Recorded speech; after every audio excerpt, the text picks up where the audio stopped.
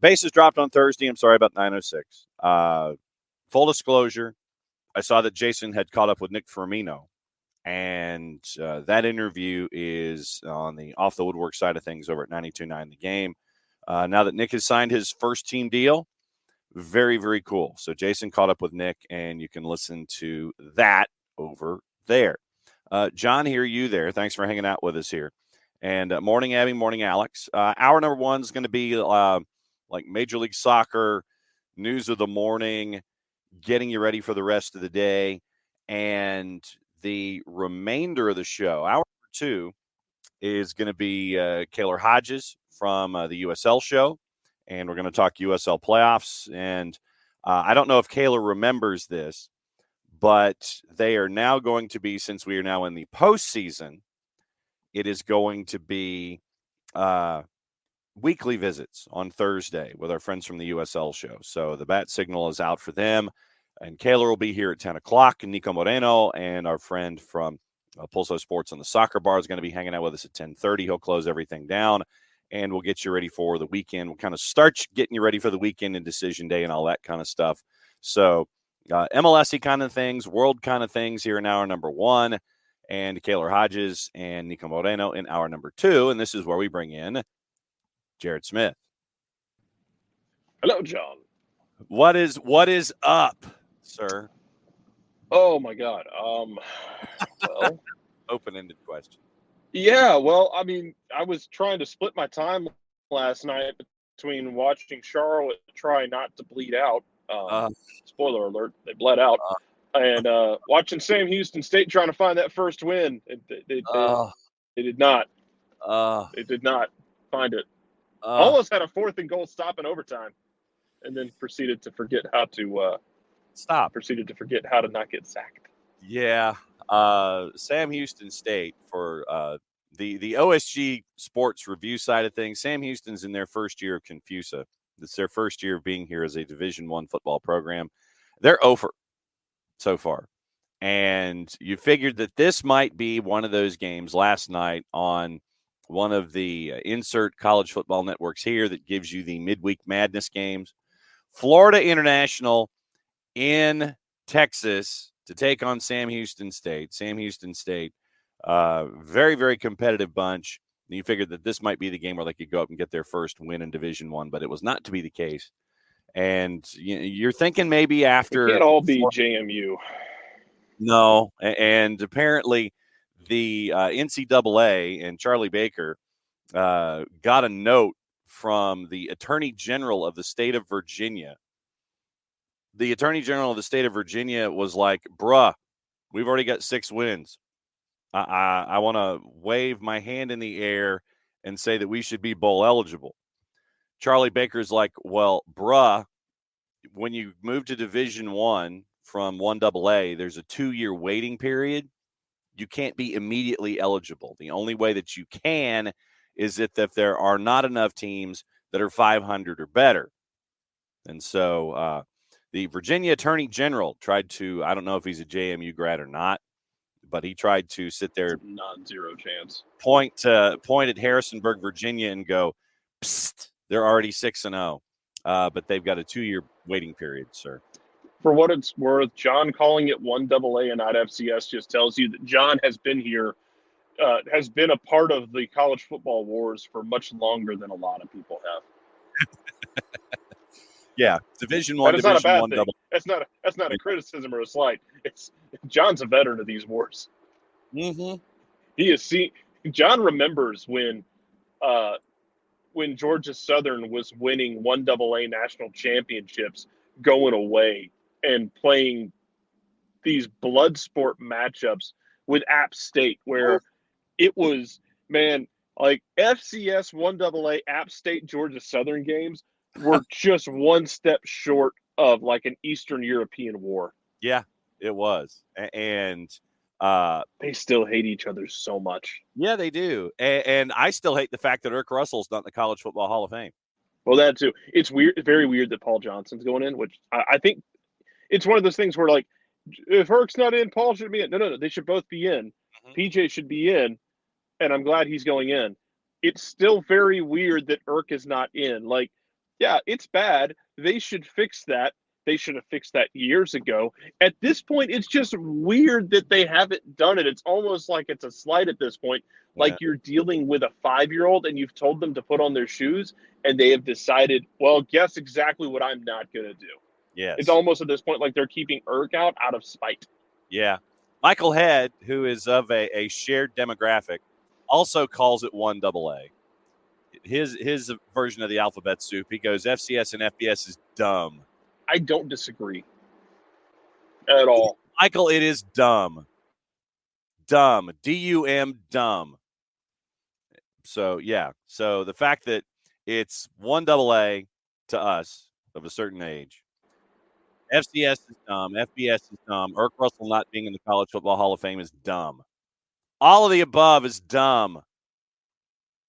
See, that's what we get into in the opening kickoff because, Also, West Virginia absolutely curb stomped the life out of Marshall last night in men's soccer. Oh, man. That's a game that matters for those of you uninitiated. Yes. That one, it had, 5 goals in the first 30 minutes? Oh, yeah, man. They broke out. They got the moonshine like, man, Dooley had fished the bottles out real damn fast, and those bottles were open before they were on the table. That game was drunk. Number 5 West Virginia, by the way, beat number 1 Marshall 5-2. 7 goals in that one in the Mountain State Derby.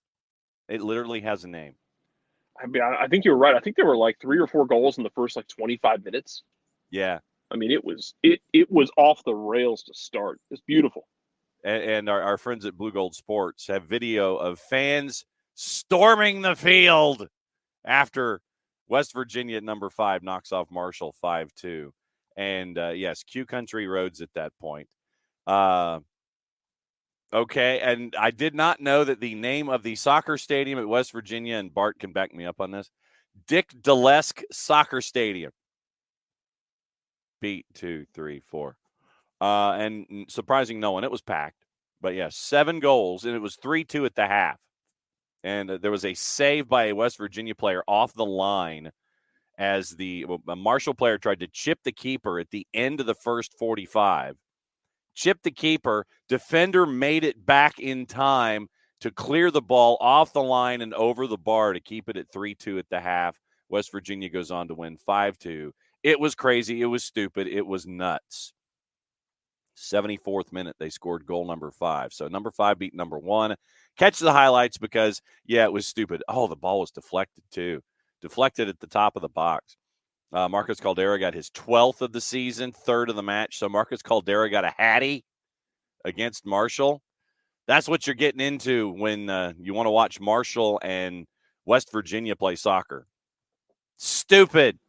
Yeah, man. It is. But it's good though. Like the way the game continues to progress on the college side, you get these fun rivalry games where you get these absolutely mind-bendingly drunk games.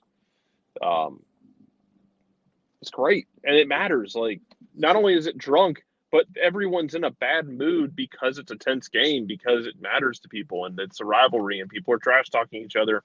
And this is one of those that will go on, for a couple of years where some freshman played the game. And it's like, hey, remember that time we played in the drunk chaos match? Otherwise known as the last time out. God. So that's opening kickoff. Chaos in college football and chaos in college football. And that's brought to us by our friends at Kickoff Coffee, kickoffcoffeeco.com. There's your QR code for those of you who are watching on Facebook, on Twitch, and on the Twitters. Programming note, I'm going to add our YouTube on Monday. So we can watch it. You can watch it on whatever platform you can. So YouTube is going to be added on Monday. So we'll go Facebook, Twitch, Twitter, 280-character app, and YouTube on Monday. So all 4 will get the broadcast. Yeah, Bart was very happy about WVU winning. Bart deserves that, man. Bart has to watch Neil Brown like weekly. Give him some positives in his day. Yes. So use the code soccer down here 15 to get 15% off of your purchase. My friends at Kickoff Coffee. and kickoffcoffeeco.com. They in turn take 10% reinvested into the youth game, youth initiatives. Very, very cool stuff from our friends at Kickoff Coffee and kickoffcoffeeco.com. All right, so since you went ahead and opened that door, Jarrett, last night it was the makeup game from Leagues Cup where Messi and friends were making a run, and it would have been like the next day that you would have had to have played this match first time out. There were a lot of empty seats. Lionel Messi took up one of them. He was there. And it was the makeup game between Messi and friends in Charlotte last night. And sadly, shocking no one, Charlotte gave up a late goal and snatched less points from most points, or from less points from more points, with a goal from Robbie Robinson in the 84th.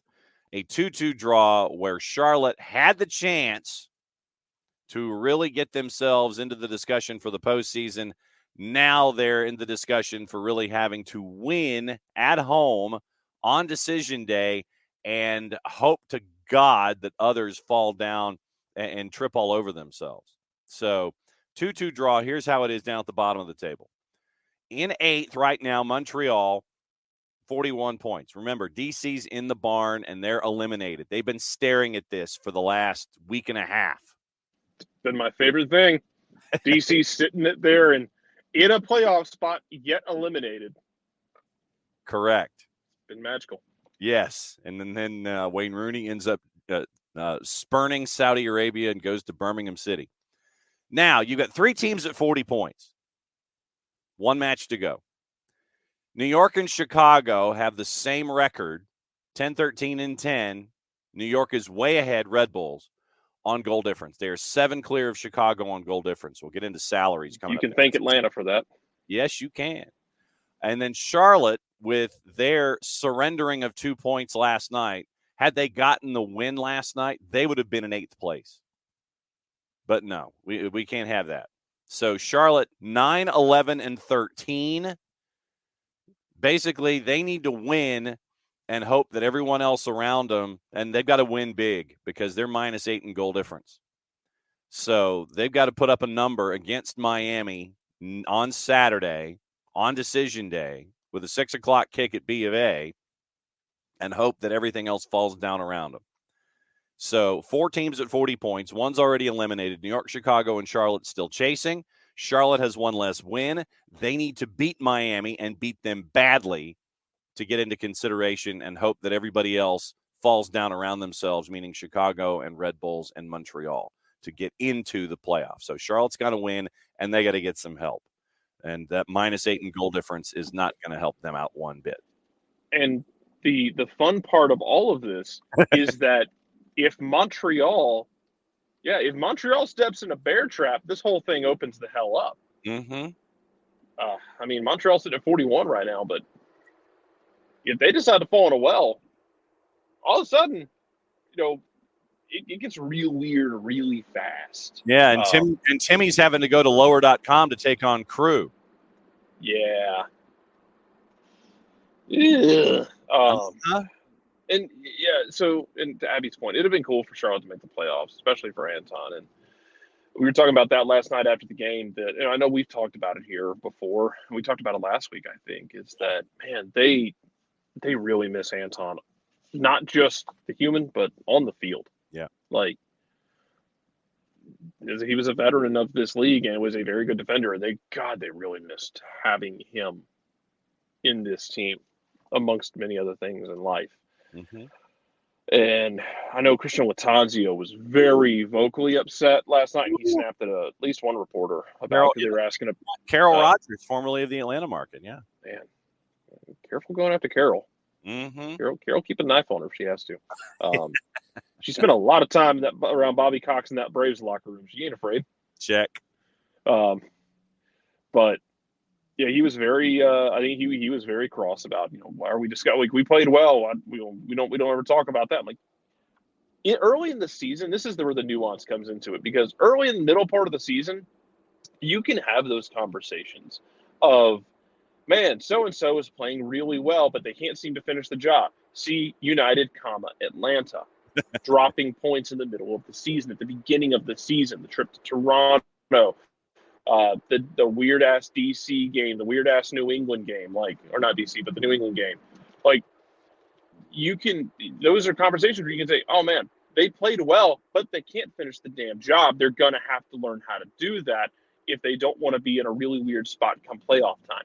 Well, Atlanta didn't do that, and Atlanta now has to go on the road for their best of 3, which is still the stupidest damn thing this drunk-ass league has ever done. Just go back to a home and home and do a tie like a normal human being would put together, Garber. Jesus H. Christ. Just go back to that. Quit trying to be so goddamn special, man. Anywho. Yeah. But Charlotte was in the same boat. And Charlotte is now in a similar boat, but their boat is taking on more water than Atlanta's has, because it went from, well, Charlotte's had some pretty good games this year. They just can't finish the drill. They're going to want to do that so they don't end up, in a weird spot in playoff time. Surprise, you're in a weird spot come playoff time. So, yes, they've had games where they played really well and they couldn't finish the drill. We can talk about that till the cows come home. But guess what? At the end of the season, you unable to get it across the line, be it because of tactics or players or roster build by a guy who bragged about his roster build, and now I've had 2 coaches basically be like, I've only got so much to work with here. Yeah. But yeah, we're going to talk about you unable to finish the drill, man. Because it's great that you're playing well. You blew 2 leads in this game. Charlotte went ahead, gave one up right at the edge of halftime, got one in the second half, gave one up in the 83rd minute.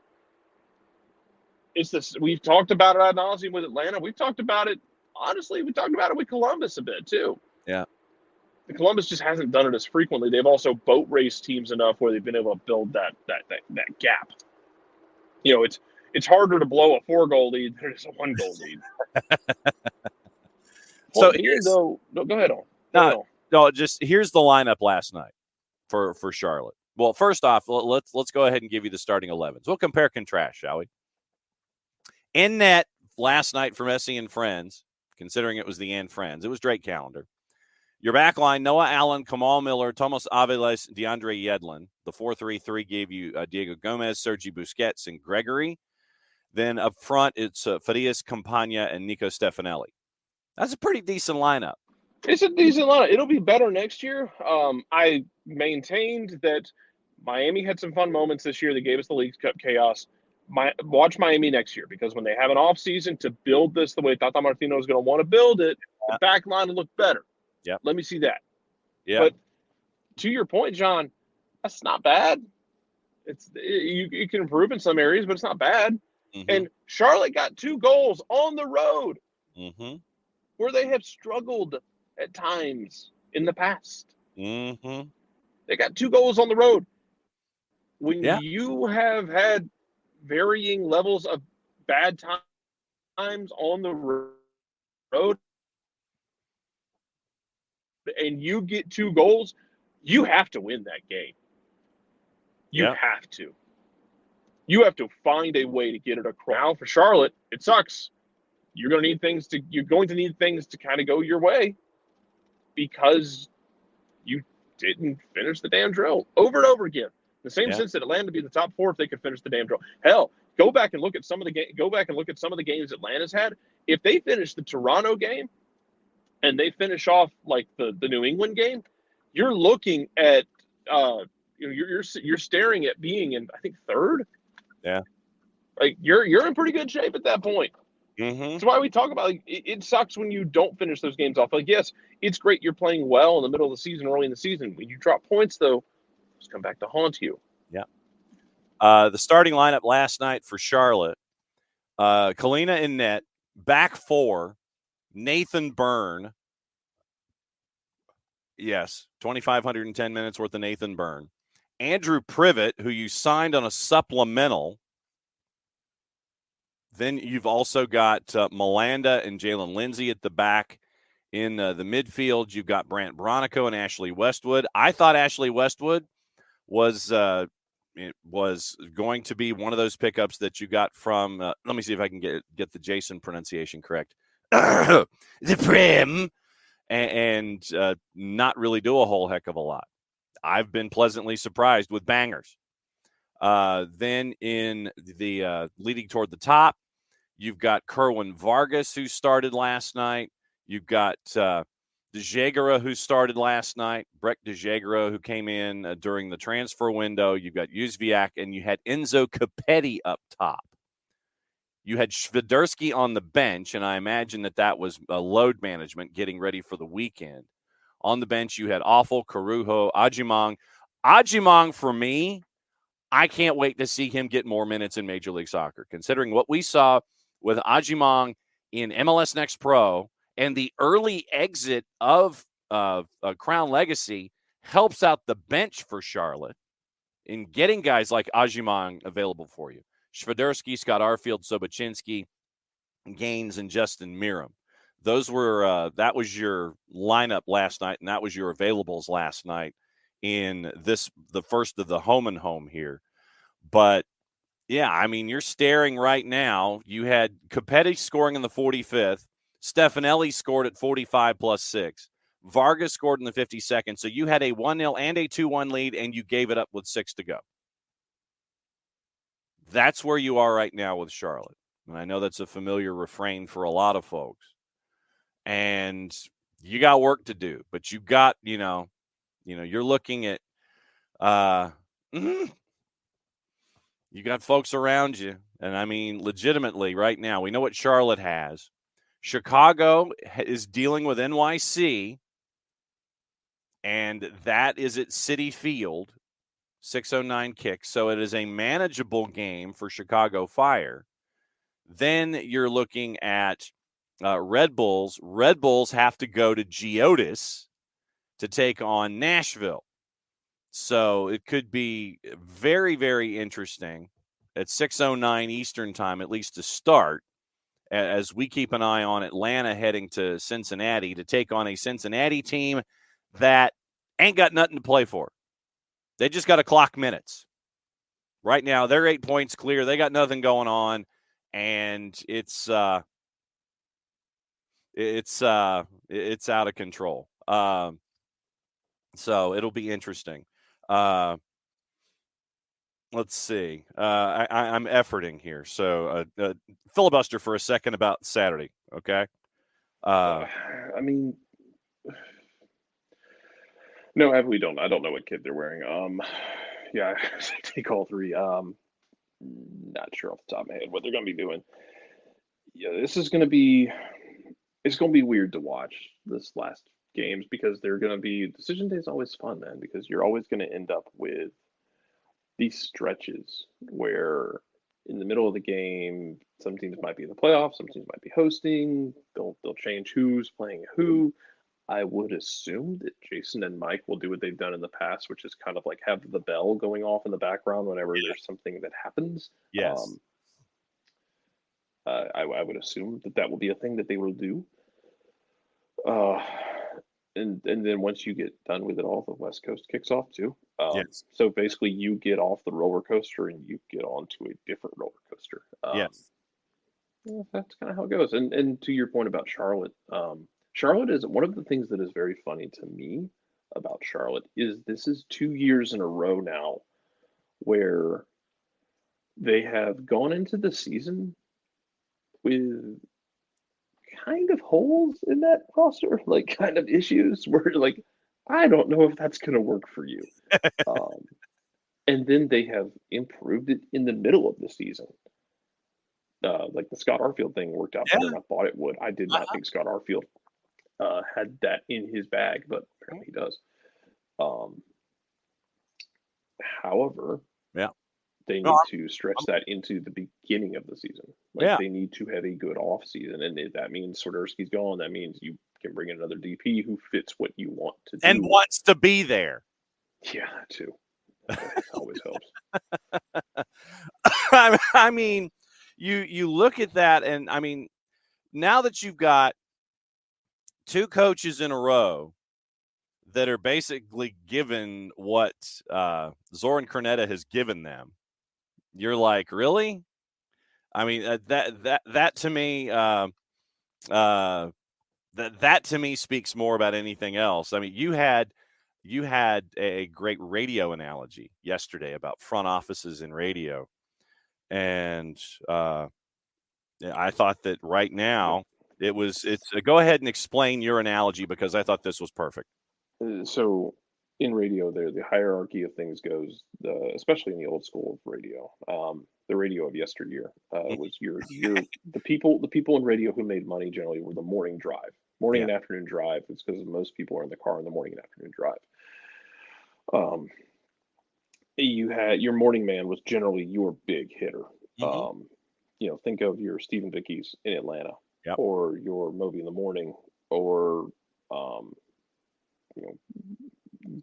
God, any of them. Burt Show, for instance. Those are the big hitters. Above that, you have your program director, who's directing the programming, who's kind of running the station, and then above that, you have the GM, who's the general manager over all of it. So it goes. I was always taught every program director gets 2 morning men, and every GM gets 2 program directors, because those are direct hires. At this point, Zoran Krneta is on his second morning man. Lattanzio, if they decide to move on from Lattanzio, I would be a little bit surprised if he gets his third morning man, especially with the pressure you're seeing around the South.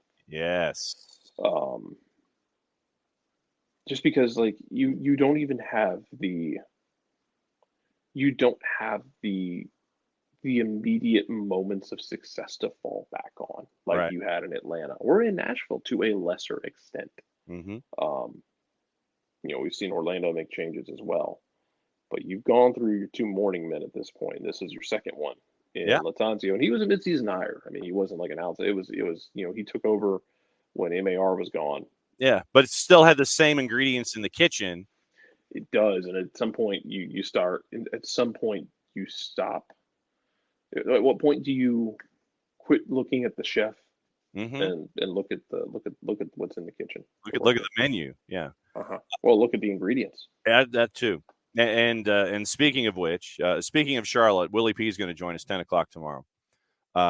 That's what I was trying to figure out. Okay, because we have back channel conversations with all of the golden ticket holders, and it's like he's just chiming in, and he wanted to kind of just vent a little bit. And so I said, okay, hey, we're talking about you right now. But he's like, okay, let's do 10:00 tomorrow morning. So tomorrow was going to have our friends at Beyond Goals at 9:30. Willie P will kick off the weekend whip around patent pending trademark coming sooner, hopefully, rather than later at 10:00. And so then we'll get into that. We'll get into Atlanta. We'll get into decision day and all that kind of stuff. So, but yeah, we'll get Willie P to talk about the lay of the land and get the temperature of what's going on in Charlotte with some work to do with the last game of the regular season. Hey, Jarrett, did you see that the salary figures came out yesterday in Major League Soccer? I did. Pray tell. Inter Miami, Toronto, and LAG lead in salary spend. Inter Miami at $39.4 million, and looks like half of that goes to Messi. Toronto at 32.2. LAG at 25 and a little over 25. LAFC is fourth at 20.8. Chicago Fire at 20.4. Atlanta United is sixth at 19.2 in the overall, but very, very quickly behind them are Seattle and Austin, 19,185 and 19,166. So Lionel Messi is 76.8% of Miami's DP salary. I mean, well, yeah, but it's such a unique situation. Oh, absolutely. It's not like Chicago pouring all of their resources into one midfielder who is fun and might be known to a few sickos. But, yeah. Messi is Messi. 39.9% of Chicago's total salary expenditure went to not so big Shaq. Mm-hmm. Chicago, I genuinely don't believe you have the facilities for that, big man. Oh, no. Messi at 51.9% of the entire salary expenditure. And Lorenzo Insigne. Insigne was mad at how his compensation was reported in the first release of the salary information. His guaranteed compensation went from 7.5 to 15.4, and the Athletic reported that Insigne was upset about how his compensation got reported in the first release of the information. So you, sir, are 47.8% of your team's total salary expenditure. Here's a wooden spoon. It's not. Look, man, it's not that you spend; it's how you spend. And this is the thing is like it's because of just the raw amount of parity in this league and the ability to build from within and teams that can build within a system really well, a la Philadelphia's of the world, Red Bulls and the ages old of 15 through 17 into 18, and kind of peaking into 19. Yeah, man, like you can spend, but the trick is like maintaining something with just spending, because when you are just blowing through cash, you eventually what you inevitably end up with is a bunch of guys who are on big numbers who aren't what they were when you brought them in. Dude, it happens in every damn sport. Eventually, you're going to end up with a bunch of people with big numbers next to their name, and you're looking around going, "That guy's not. We're paying for the guy he was 3 years ago. Yes, they're not paying for that guy now." So that's kind of how it goes, man. Miami pays Messi more than the entire wage bill of 25 MLS franchises.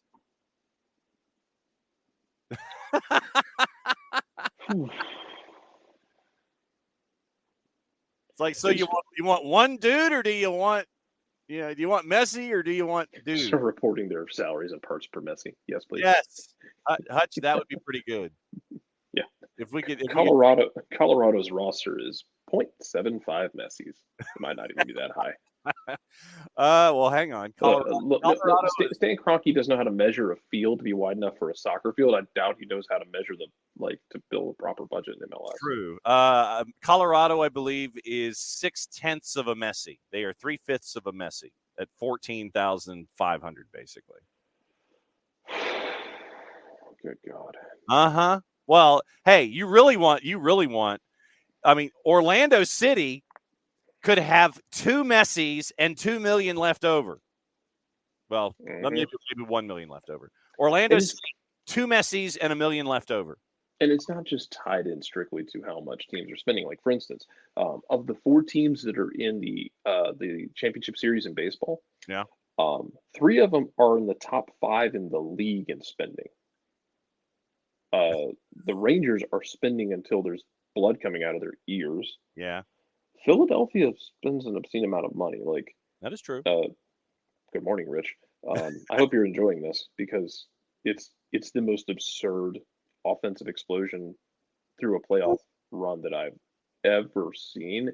Yeah. And for your sake, I hope it continues, because if it decides to dry up, it would genuinely be weird talking about, man, that Phillies team was so damn good. Then what happened? They went cold for 4 games after they basically pulled a late 20s, early 30s Yankees in the playoffs. But Philly spends an obscene amount of money. Houston spends an obscene amount of money. Diamondbacks, they're just happy to be here. But the money doesn't. In the way MLS has worked, especially this year, the money doesn't dictate it the same way. Uh-huh. And Ricky posted the 280 character full screen representation of Lionel Messi earning over 3/4 of Inter Miami's DP salary. Wages for a single season are more than all but 14 players in the history's career earnings. Career earnings. Bradley, Altidore, 1-2. Beckham, Vela, Insigne. Javinko. I'm noticing a Toronto FC-ish kind of a trend here. Well, I mean, Toronto's been spending out of their ears for an extended period of time. This isn't like they just decided with Insigne and Bernardeschi to just start spending. Toronto's been spending a lot of money for a while. It was $10 million when they brought over Michael Bradley. Yeah.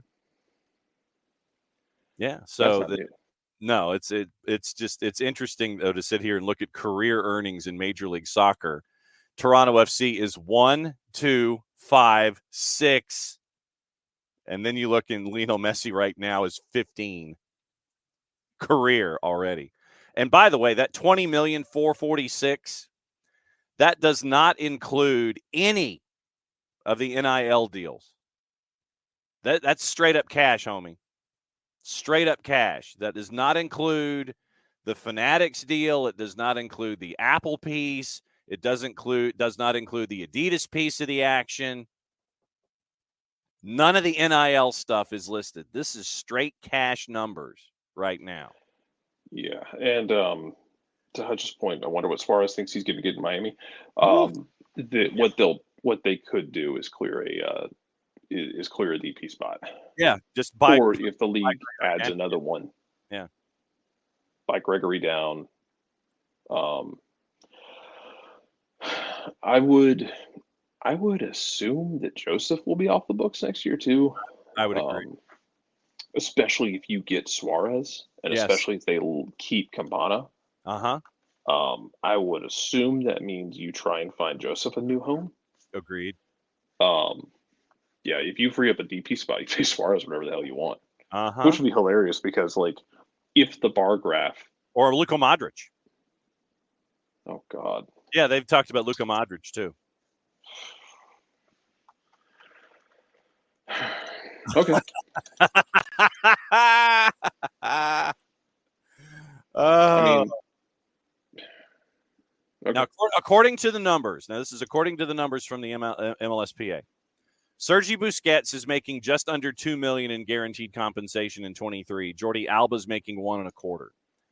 The Athletic previously reported Busquets was making around $26 million at Barcelona, but that his offer to stay in 24 was around $8 million. As someone who has wanted Luka Modric in MLS for a very long time,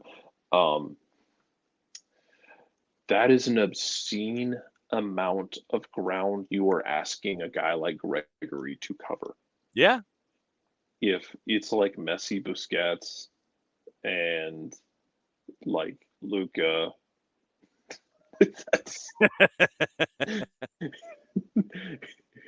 you basically need an Australian Shepherd to play in the midfield. Yeah. They'll pick one up. Okay, here we got predict. I think are we doing predictions now for Joseph? Sure, why the hell not? Hey man, Austin could use like a number 9 who's going to pull some attention away from Sebastian Ruiz, who could consistently finish, and Joseph can still finish. Yeah. That is not a problem at all. Like the man can still finish. It's just it's just how much is he going to be able to run consistently? I think is the question. At least it is for me. Yes. And not even man, we're getting to the point with him after the knee injury where I'm like, not even a matter of how much does he want to run, how much can he run? Because if he can give you a little bit, man, like Austin would be an interesting landing spot. Because if you got Druisi making driving runs, like drawing 3 or 4 people, and then you had Joseph poaching behind. Yeah, Joseph poaching off, trying to either pull attention or benefiting from the lack of attention. Yeah, wouldn't be bad. Yeah, I do wonder if he goes out west too, but yeah, give him the right setup, man. He can still put in double-digit goals for you. I don't think that'd be a problem at all. No, Ricky's like Jazzy Zardes ain't pulling nobody away. The contract decisions for Inter Miami. Jazzy Zardes can pull people away in 2012. Yes. The contract decisions for Inter Miami after this season. Ulloa, Joseph, Dixon Arroyo, Robert Taylor, which is a very interesting decision that they have to make because Taylor has had a renaissance since the summer window. Robbie Robinson, another interesting one. Ryan Saylor, Lawson Sunderland, who we got to see with Herons 2, and Cole Jensen, one of their backup keepers from Exeter that they picked up in the college draft. But there's some interesting names for Inter Miami whose contract expire on December 31st.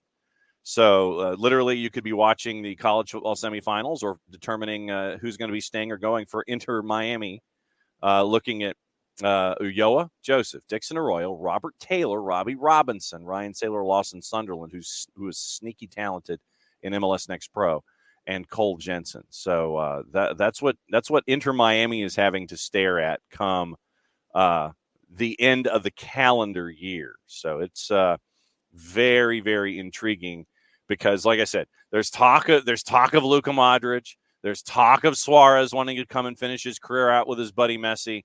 And then, a year and a half left on the deal and what have you. But, yeah, I mean, there's going to be some interesting things. But remember, a lot of the build, especially with the U22s and the younger players, getting them at the rate you're getting them. Hey, you want to come play with Messi? And the kids are like, yeah, sure. You're going to get that. You're going to get that contractual gravitational idea from all the young kids that you're seeing really do well with Inter Miami. You want to come play with Messi for a year and a half? Cool. Come on up. Here's your deal. And they'll be like, sure, where do I sign? But those contracts at the end of this season, Jarrett, that's going to be the interesting part for me. Yeah. There's going to be a lot they have to figure out. And that's for the money people to figure out and see what changes the league might make. Well,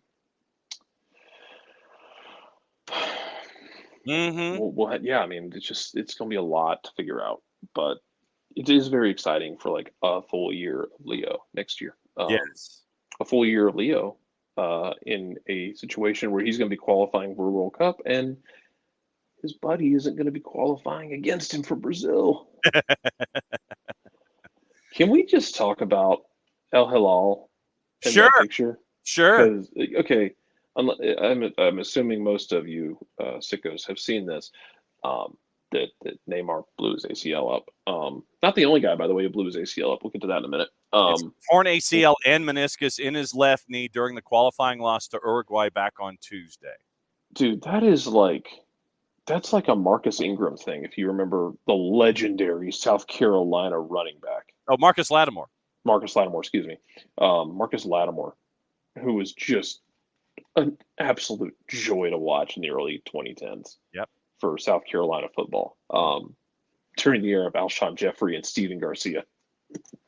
What a cursed time! Wow. Hey, they beat Bama that one time. They beat Bama just throwing fade for 60 minutes to Alshon. Well, yeah. If you had bruh doing that to Alshon Jeffrey, then that's what you'd end up getting. But that's like the Lattimore injury, man, where his knee just got wrecked and he just wasn't able to be the same guy. Yeah. It does suck. Neymar's knee no longer exists. No, it's not. Al Hilal, his club in Saudi Arabia, posted the announcement picture, and it's a graphic of him laying on the ground injured with his knee. Not even hey, get well soon. Here's a Photoshop picture of him running at people or looking amazing. No, it's him laying on the ground like a deer in the woods who just got shot. Oh man, I know. That was the decision y'all went with. Jesus. Yep, you went with him grabbing his hammy in national team colors. Yeah. So you've got they got to kind of keep an eye on their social media folks and go, do you really think that that's the kind of picture that you need to post? And content minded, I agree. I don't know if you're just jumping on, but we talked about it before that like Charlotte would be better with Anton Walkes on the pitch. Yeah. And that is it is something that really sucks. Because I feel like it's a weird thing to talk about sometimes, in this sense that like, man, they miss him on the field. Like, I'm pretty sure they also miss the human being and his family. Yes. It's just having him around. It feels weird that like we're talking about it. At least to me, it feels weird sometimes the way we talk about it. In the sense that like we talk about his on-field contributions, but I mean, he was good at his job. Yeah. And guys really, really liked him. And yeah, it does suck, man. Because I think they would be better with him. Mm-hmm. Something they'll have to address in the off season. Yes. But yeah, sorry, switching gears without a clutch. But yeah, the Al thing that's an amazing graphic. Yeah. That was a hell of a decision. Yes. And then like if you look at the graphic, in the background they have like a color shaded another image of him laying on the ground. Like it's one of my favorite things that I've ever seen. And yeah, grabbing a hammy in one, and the black and white photo of distress behind him. He's on a stretcher. Yeah, like it's just and it's yeah. So yeah, it's like it's him grabbing the hammy, and then the background picture is him like on the stretcher with his hands on his head. Return stronger. Yes. And it gives off the vibes of return stronger or don't return at all. Yes. And brought to you by all 13 sponsors of that particular club, by the way. Yeah. Oh, God. Anywho, he was not the only, as I am running out of time for the day, but I'll try and come back to the 10:30. Okay. But he was not the only player to have a knee injury, it sounds like. No, who else? Trevor Lawrence, game time decision? No. Let me go confirm this. Oh. I want to confirm that it was. Yeah. Tito was hurt again. Yes, that is true. Yes, Tito Villalba. Yes, did see that. Yeah. Yeah, Tito blew out his knee. So he's going to miss 6 months as well. And dude, it's just been one thing after another for that guy since he left Atlanta. Yeah. It took him 2.5 years really to get consistently healthy. Yep. He was able to do it, just putting together a really good year this year. Yeah. Was back with the national team in Paraguay. And now his knee is now he's got to have surgery on his knee. Correct. It sucks because he wasn't. It's kind of like the Jurgen Damm thing. Not to compare them as players. Don't at me. But just the injury element that's attached. Yeah, because Jurgen Damm wasn't like a huge injury risk in the way the nagging way before he came to Atlanta. Could stay on the field. No. Tito wasn't a huge injury risk. And then like his last year in Atlanta, I remember he was banged up a lot. And then he goes to Libertad and it's just been one thing after another, man. And this is different. This isn't like a muscle that just keeps pulling, that kind of thing. Like blowing your knee out. It's something different and something awful. But man, it's just continuous for him, and it sucks. And hopefully he's able to regain. Just not just the speed, but just the ability to change direction quickly. Because he was having a very good year down there, and he had bursts of good before now. Pulling up his numbers. He had like little bursts, like a couple of weeks here and there, where he'd been good over the last few years. But man, this year he'd been healthy. He'd been putting it together. Let me see what his numbers were this year. Yeah, he was 7 goals, 5 assists in 11 games. I mean, he was damn good. Mm-hmm. And then the Apertura, he had 6 goals and 8 assists in 18 games. Like, he was playing like the guy they brought in, which is to say, like, when they paid for him, I think it was the most expensive signing in Libertadores history. I think you're right.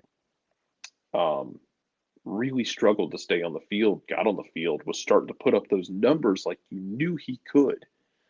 But, yeah. So, yeah, that's the thing, Hutch. Like, Tito's 29. He's not even that old. Hopefully he's able to get it back under control and be able to get not just the physical, but we talk about it a lot, but the mental side of it and getting his knee back in shape. Yes, definitely. So we'll keep an eye on Tito Villalba. You are possible for the Niko Moreno segment at 10:30? That is the plan. Okay. Yeah, so Kaylor Hodges hopping on it in a couple of minutes, and we'll be discussing USL playoffs and everything else going on. So, Jarrett, hopefully we will see you in about 30 minutes. Sounds good. All right. That's Jarrett with the Tito Villalba injury update, among other things. Before we get into Kaylor joining us at the top of the hour, what to watch today? ACC Network's got a doubleheader on the men's side at 6 and 8. SEC Network's got Vandy, Mississippi State at 7. I got locked into Gold TV last night. Uruguayan Primera has a triple header. Deportivo Maldonado River Plate at 1:30. Cerro and Danubios at 4. Boston River and Nacionals at 7:15. If you do not have Gold TV, you can get it at Fanati's. FNTZ.co/soccer down here. Helps them out, helps us out, helps you out. Get you TIC, get you For the Fans, get you CDO, get you Nuestra Tele, get you BN, get you Libertadores, get you AFCON, get you Gold TV, all that stuff in one place at Fanati's, FNTZ.co/soccer down here. Men's and women's action on ACC Extra starts at 5 o'clock. ESPN Plus has 5 matches on the men's side in college. On the women's side, it starts at 12:05 with Western Illinois and Little Rock and goes all day. They've got like 11 billion matchups. And their last one was actually Cal Santa Barbara and Hawaii. Go Gauchos, 1 o'clock in the morning for you sickos. SEC Plus has 6 games on the women's side starting at 6. Paramount Plus has 4 matches in the Brasileiro, 2 at 6, 1 at 7, 1 at 8:30. Flamengo's at 6. Atletico Mineiro's at 6. Bragantino's playing Santos at 7. Fluminense and Corinthians, your marquee matchup at 8:30. Argentine Primera, they've got 5 matchups, doubleheader at 3. Gimnasia La Plata and Argentinos Juniors, Godoy Cruz and San Lorenzo. Colón and River Plate's at 5:30. Rosario Central, Vélez Sarsfield, 7:45. And Sarmiento and Racing Club is at 8. And so before I bring in Kaylor Hodges, as he's warming up in the bullpen, I have to read a promo because that's like our natural transitional element from our friends at Eliminize. Because if you have stank, they can help you get rid of stank. That's the official terms. So let me find the appropriate level for the audio, for the background music, and then we'll read said promo. No, I don't want. That's the one I want. Night driving. Hit the wrong button. For Eliminize, for odor-free, clean, fresh air, according to my promo sheet, one place you need to go. It's our friends at Eliminize Service, deodorizing enclosed spaces like houses, apartments, and condos. They've created a customized solution that eliminizes all organic odors, including those like pet, cigarettes, and food. Realtors and property managers use Eliminize Service to eliminate bad odors to help them sell or rent their homes that much faster. It's a turnkey process. Thank you for telling me what that is, Ricky. I believe you. Makes it easy to work with, said realtors and property managers. Kind to the environment. We like that. Offering a green way to get rid of odors without any kind of toxic residue whatsoever, different than Febreze or our favorite masking agents that we may have either under the sink or above us in the cupboard, because when we reach under the sink or above us in the cupboard and grab out our masking agent, there's a reason it's called a masking agent. You spray it in the air, it doesn't attack the problem, like our friends at Eliminize Service do with their proven scientific formula. Pricing, very, very easy, either by the cubic foot or parts per million to come up with a price that's affordable for you. 24 hours or less. That's when they offer results. 24 hours or less from our friends at Eliminize. If you have any questions, frequently asked or otherwise, go to the website. This is where I grab my pen because this is where you do us a favor. After eliminize.com, go /Atlanta so they know what part of the world that you are addressing them from so they can help you with your issue. Full homework assignment, ELIMINIZE.com /Atlanta, eliminize.com /Atlanta. Lemon Eye Service, Rotor Free, Clean, Fresh Air, proud sponsors of everything SDH. That's promo. That's halftime. And so that means we get into hour number 2. Niko Moreno from the Soccer Bar and Pulso Sports joining us at 10:30, 10:35-ish. But you know what that means. Since it's playoff time, we bring in Kaylor Hodges. Kaylor is ready to go. And I warned Kaylor, I said, you realize now that we're in the postseason that you cannot be just you, the USL Show, and everyone else associated with it. You can no longer be just monthly visitors. No. You've got to be weekly for the duration of the playoffs. You have been summarily warned. Get Morrissey out of his PhD classes and get him in here too. Yeah, we've all been trying to figure it out. We have one of our guys who's in Charlotte right now who he just moved, and he's like, I can probably do it after I get done moving. So this is a formal message to you, Ryan. Stop being so lazy and having a real job and moving across the state. No one cares. Come on, dude. Exactly. Starting hour number 2 on Thursdays for the duration of the USL playoffs. Our friends from the USL Show are hopping on to break down everything when it comes to said playoffs. And my first question, Kaylor, is looking back at the regular season. When it comes to surprises, good and bad, looking at who's in the playoffs and who is not, what surprises you from the regular season as we head into the postseason? Massive surprise to me, which isn't fair at all, is, honestly, just how good Pittsburgh was. It's one of those things that Bob Lillian trust, and we really should just trust Lily Ball at this point. But no one expected this. Everybody who did their previews this year said they don't have a goal scorer. They lost all their goal scorers in Alex Dixon, Russell Cicerone.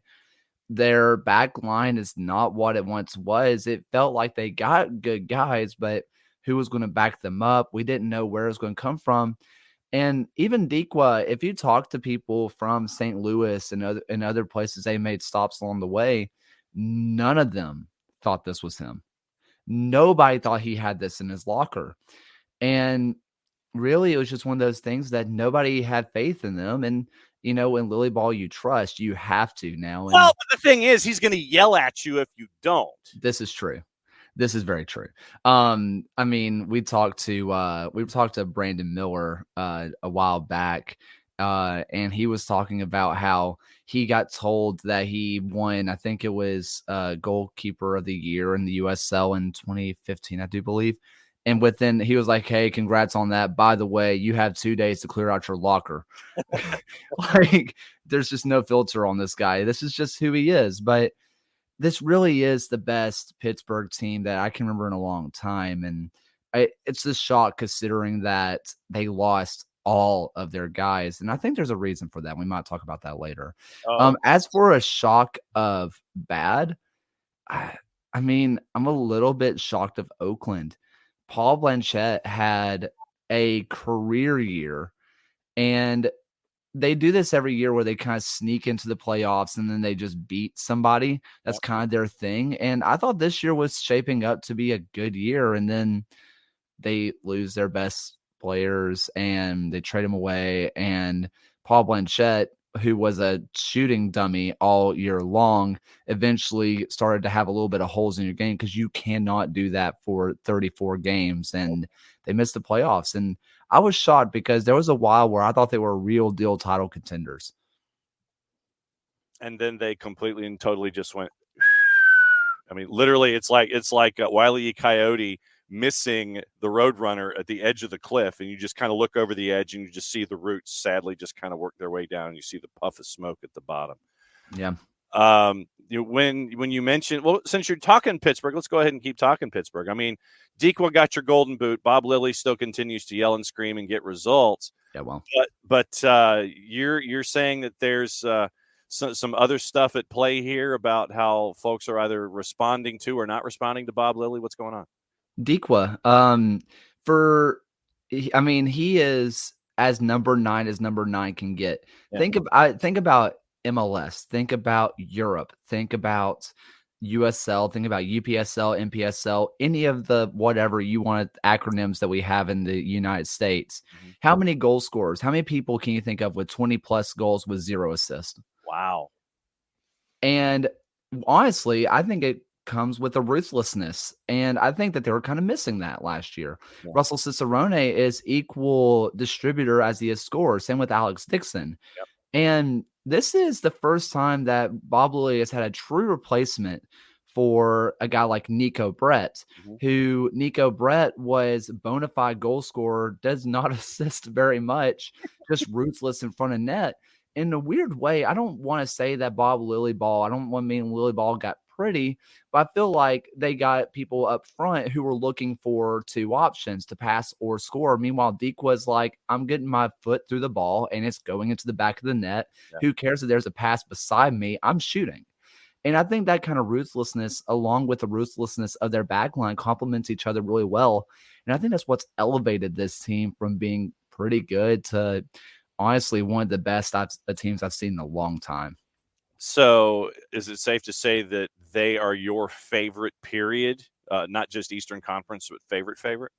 They've only lost one game at home all season long. And they played teams like Sacramento at home where they drew. They played other teams like San Antonio where they played well. Pretty much everybody in the East has gone defeated at Highmark Stadium. You don't want to go there. That said, I think their toughest test is their round one. I think Detroit City is their toughest test because I don't think there's anybody else in the league that can make this a 0-0 all the way through 120 and it gets to PKs. I think this one has the chance to be the most boring game you've ever seen. But also it really puts Bob Lilly to the test because Nate Steinwasser is still a dog.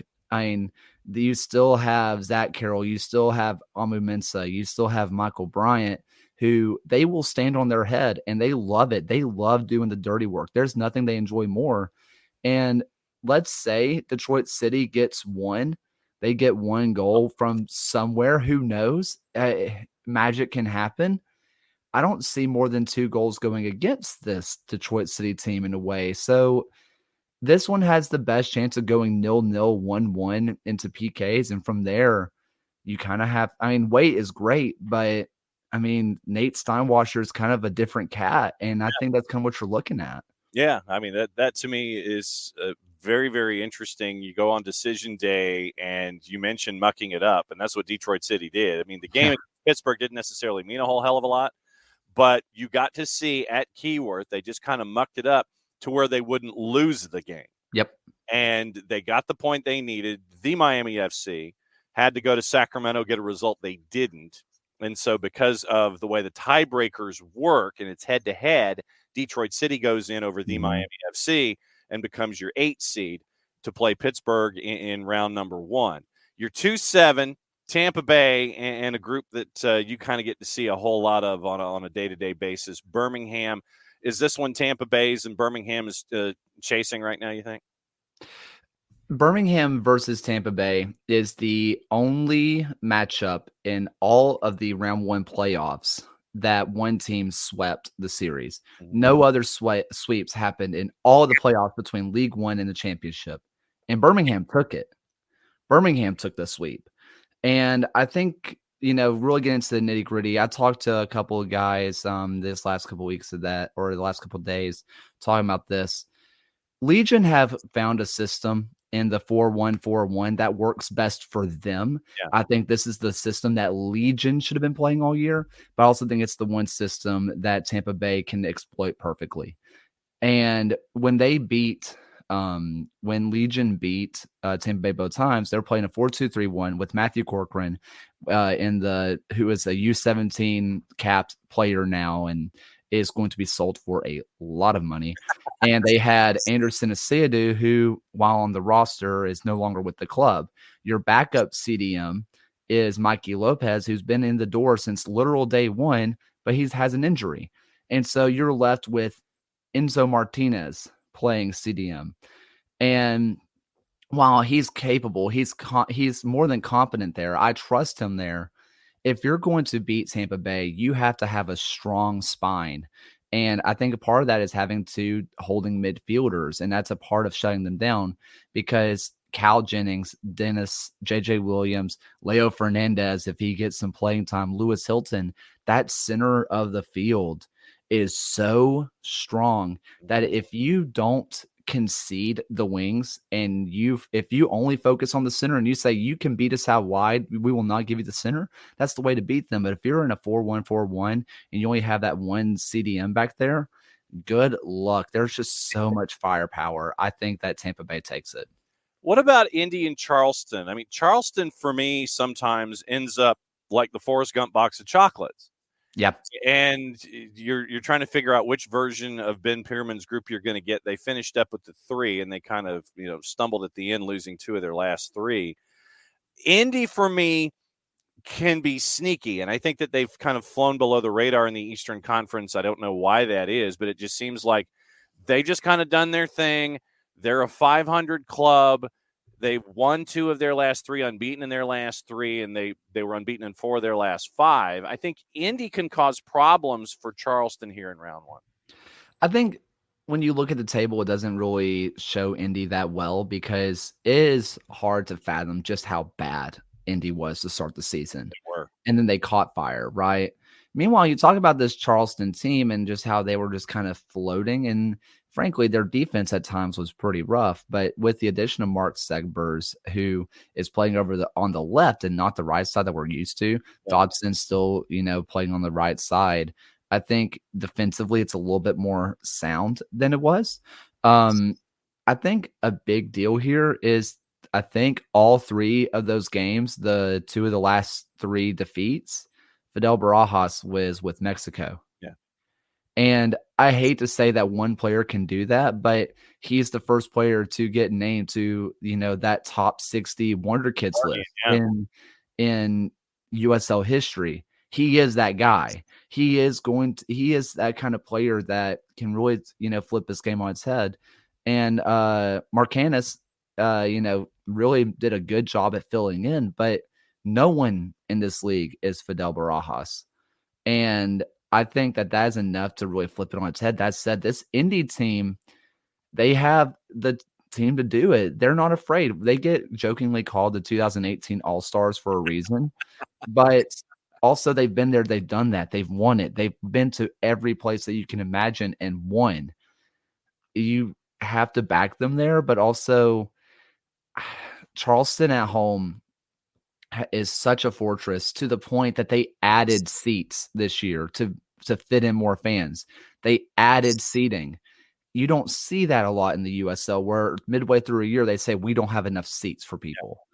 And I think this place is going to be rocking. Patriots Point is going to be crazy.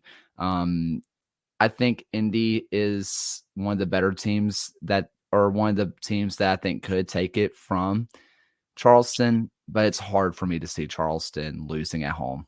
And in the 4 or 5 in the East, it's Lou City and Memphis. Yeah.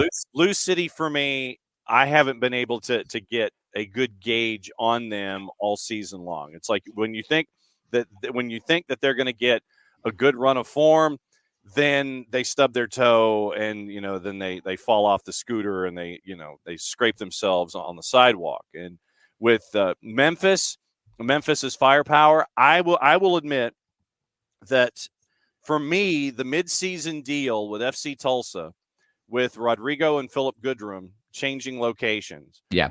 I initially was like, I had the thought bubble question marks over my head, but it has worked with Rodrigo and Memphis 901, Stephen Glass, and that group, which is basically Atlanta United West. Yeah. Is the 4 seed. I like Memphis in this one, but I think it might be tighter depending on which Lou City team shows up. When we are doing a USL show, like you predict the playoffs, and we're just kind of getting the gauge of how teams or how fans think this is going to go. 63% of them think that Lou City is going to win, and I think 63% of the people are idiots. I know there's a way that you're kind of voting with the badge, you're voting for the name. You are talking about this is Lou City. They, in their entire existence of 8-9 years now, they have never missed the Eastern Conference Finals. For people who are MLS people who don't follow the USL, I mean, I want you to imagine that, I guess around the same time, you're looking at Atlanta United never missing the Eastern Conference Finals. That's what Lou City have done. But this feels like a different Lou City team. Yep. I think Aiden McFadden is the truth. I don't understand how he doesn't have a place in Atlanta. I don't get it. But that's not my place. Brooks Lennon and Caleb Wiley. Yeah, but McFadden's so anyway. He's so good. And this Lou City team, unlike years past, and we talked about this, where we were talking about kind of because MLB playoffs are on, and I love baseball, so this is where my head is right now. It was Alan Underwood mentioned, hey, why can't they do like a Phillies run last year where they got hot at the end and they make a run through the playoffs? If any team can do it, it's Lou City. They have the experience. They can do that. I would also say the Phillies could hit the ball and they had 2 starters. I can't tell you a single thing that Lou City do really well. And that sounds so mean because this is Louisville City. I'm not saying they're bad. I'm not saying they do anything poorly, but they don't do anything amazingly. Meanwhile, this Memphis team can score goals. Yeah, man. They can score goals. And if this becomes a shootout at AutoZone Park, Lou City has not shown all year long that they can do that. They haven't shown that they can put 2 goals together, let alone 3+, which is probably what Memphis is going to do. I'm taking Memphis. Okay, now let's talk about the 4 teams that did not make the playoffs. Yep. And your overall observations on what's going on with them. You mentioned the Miami FC. They got hot late, but didn't get the win in Sacramento to finish up at 41 points. FC Tulsa, we talked about the trade. Philip Goodrum heading over, Rodrigo leaving. Loudon, we know what Loudon's purpose is. And Hartford Athletic bringing in Nick Sakevich, the former commissioner of the National Lacrosse League. He knows what it's like to run an organization. Horrendous season in Hartford at 424-6. When you look at those 4 teams, what comes to mind? Tulsa, I love their future. I think Tulsa has built this team for the future. I think they have a good grasp on how to do this. I really believe in what Tulsa's doing. Also like what Loudon's doing. Going from a dependent club to an independent club is hard. It's so much easier to go the other way because you get the funding, you get the players. You don't have to worry about building a roster. They build it for you. They had to do it the hard way. And I think early on, they were as hot as you can be. And then they realized, hey, this is harder than we thought. And I think that's okay. I like where Loudon's going.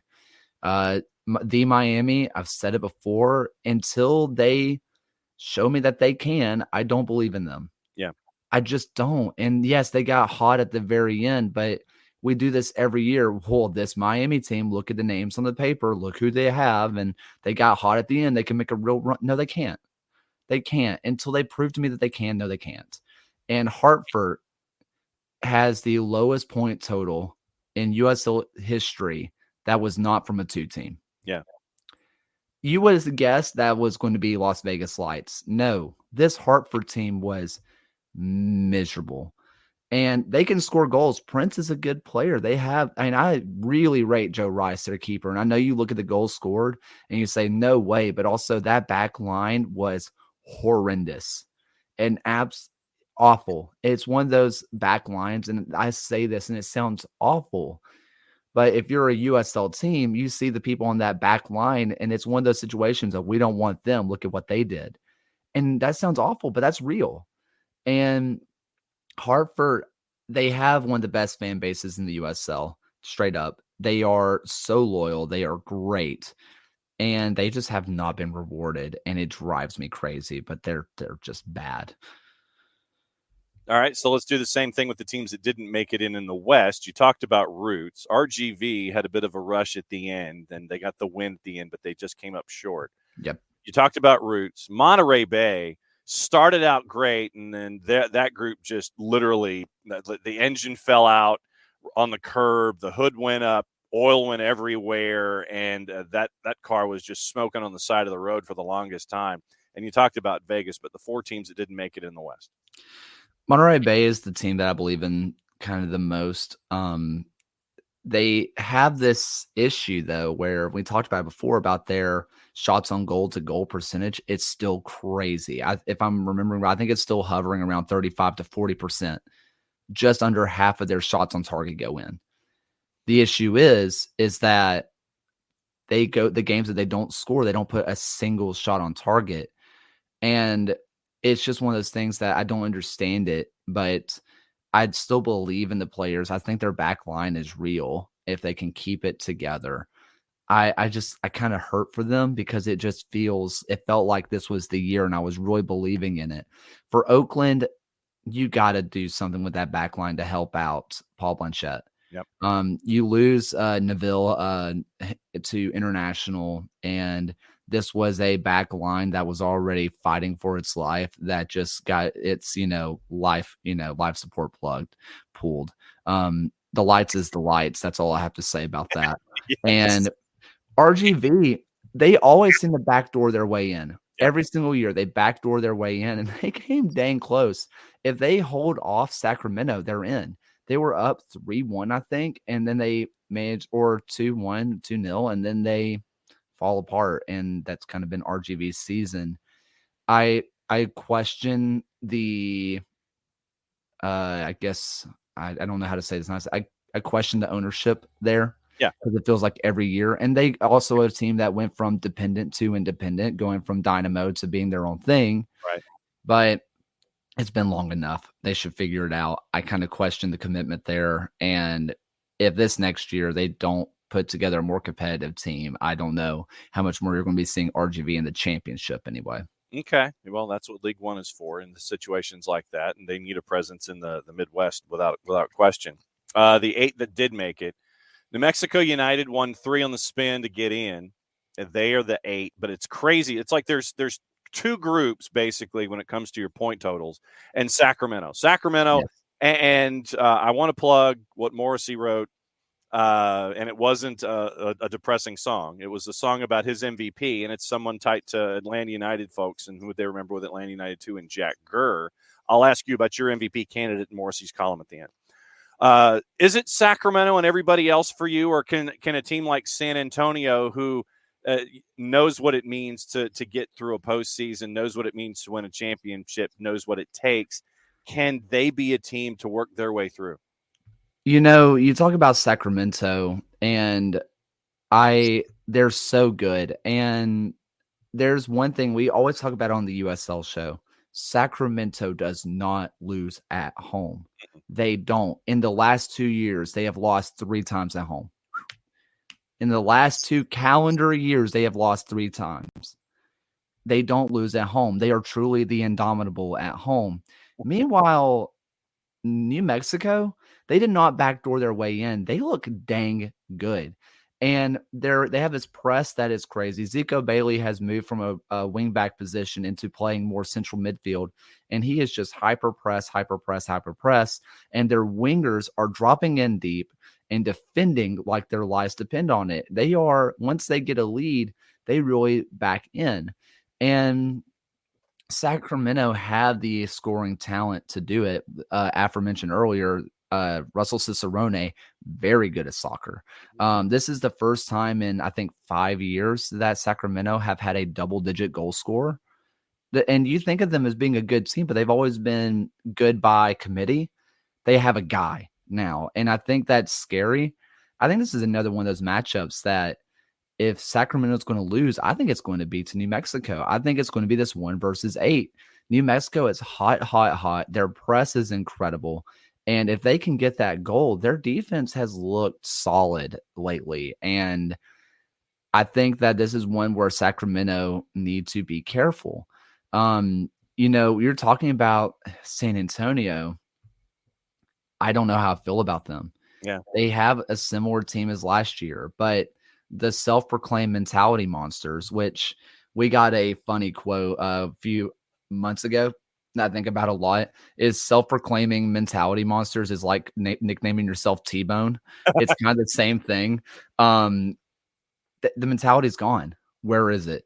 And you look at Jordan Farr on the bench, and Marsman comes in, takes the spot from him. And frankly, this back line has been so disorganized since. They have looked awful relative to San Antonio standards.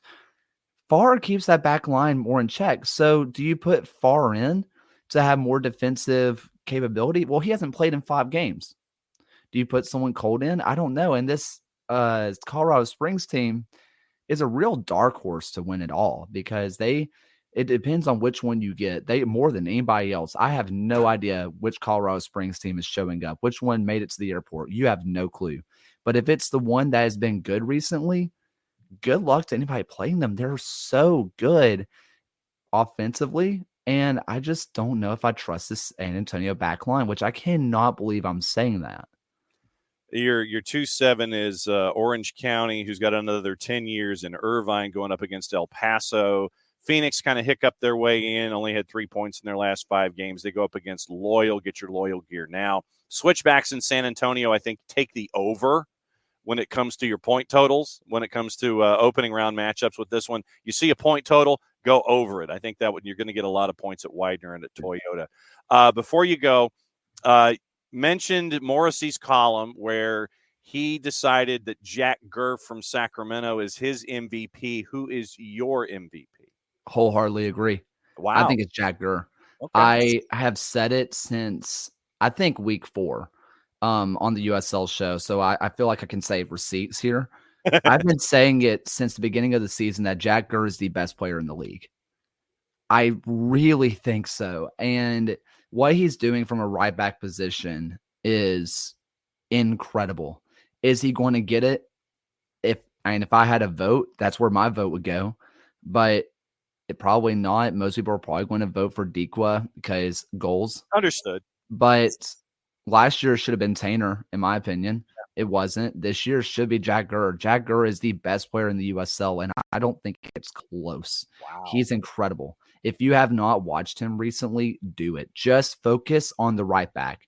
Just watch him. He is stunning. And so now, since you're with us on a weekly basis, promote what is going on between now and the time that you return in 167 and a half hours from now. Quick math. We're going to be breaking down every single match. We did League One, which we didn't really hop into that this week, but we did League One. We were doing all League One. We're talking about every single matchup from here on out. Every matchup that you have. We're going to do small recaps, but most of our previews will include recaps. So it's kind of one of those things, chicken egg. We are really excited about that. Going forward, we also have a series we are planning our research on, which is the story of the USL. Nice. And it's going to be one of those things that we're going to talk about every single season of the USL from the top all the way down to League 2, telling everything that happened in that calendar year. So we're super stoked about that. Getting ready to start the research process on that because that's hard to find. Yes. But yeah, I also just want to say this is not USL show specific, but this is USL specific. Yeah. You talk about the point total. I don't think there's going to be a higher scoring game than San Diego and Phoenix. These teams love to score for fun. And if you're looking for, the best front 3 in the USL, I think is easily Phoenix between like Arteaga, oh my gosh, now I'm blanking on his name, Armanakis, and I cannot remember his name to save my life. This is just tough for me. It's an early morning, brother, I know. It's an early morning for me. Goodness gracious. Danny Trejo, not that one. And so between those 3 with Danny Trejo there, and also San Diego at home, sold out, possibly making their final run ever. It's going to be crazy. These teams hate each other. And if you're looking for storybooks, this is about as good as it gets, and it's going to be a goal fest. I'm excited for it. Very well done. So at Kaylor Hodges at the USL Show, and they're going to be with us Thursday mornings at 10 throughout the playoffs, where we will discuss what's going on in the championship and League One, where they reseed. What a novel concept. So smart. Why doesn't everybody do that? Kaylor, as always, my friend, great to catch up with you. Be safe. We'll see you next week. Thank you. See ya. Wow. Kaylor Hodges and our friends at the USL Show. Scores for fun. See, Kaylor's getting called out. Mug deaf. Drink every time Kaylor says a team scores for fun. So, Mug, thanks for hanging out with us. I know that Kaylor is a part of our YouTubian experience because he will link everything on YouTube on his end. Starting next week, we're going to add YouTube to our mix as well because traditionally only the audio goes to our YouTube channel. But starting next week, we're just going to go ahead and hit the live button on YouTube and activate that. So it'll be on Facebook, on Twitch. Twitch will be our home base. On the 280 character app and on our YouTube channel over at SDH and OSG Sports. So, thanks for hanging out with us in Vamos RIFC. And every once in a while, we get to have one of your ownership group a part of our discussions on Fridays at 9:30. Yes, it is the Y'all Tube here in the South. And Pump again, good to have you with us. And once again, Mug Def, thanks for having fun and letting us know about one of our guests. So it's been a fun show so far. Went over all the salary figures and what happened last night with Charlotte and Inter Miami in hour number 1. Niko Moreno coming up in short order to give his thoughts about decision day coming up, what he thinks about the chaos, what he thinks about the salary structure in Major League Soccer, all that kind of stuff coming up in just a little bit. A little bit of traffic for you. Tomorrow, we will have all of the weekend programming ready for you. It is Drew Dickinson, and the 3D has already been cut. He's told me, and he has sent it to me. So Prem and Proper will be up tomorrow previewing what's going on in the Premier League. He's not happy with what's going on with the ownership situation with his beloved Manchester United. Also, we have NWSL preview coming up tomorrow. We've got MLS Next Pro preview coming up. We'll hear from both teams, both Crew 2 and Los Verdos, Austin FC 2. So all of that will be up on the network before those final games tomorrow at 10 to start weekend whip around. Patent pending, trademark coming sooner, hopefully rather than later. Will Pelagic, play-by-play voice for Charlotte FC on a WFNZ. He'll be with us tomorrow morning at 10 to discuss what happened in the midweek and discuss what's happening right now with the current state of affairs with Charlotte. 9 o'clock, we'll get you in with all the news of the morning. 9:30, our friends from Beyond Goals, and we will start the weekend whip around at 10 o'clock and sprint through your Friday. Folks, going places, gossip, rumor, and innuendo before Niko shows up and we discuss everything going on in Major League Soccer. Liverpool have joined Chelsea and Arsenal in the chase for Victor Osimhen, who's rated at about 95 million pounds. That's from the 3-letter paper. Take the information at your own peril. Messi has quashed speculation. This is from the 4-letter on this side of the pond that he's going to leave Inter Miami to go on loan because, remember, they're also touring the Far East. So that would be kind of counterintuitive.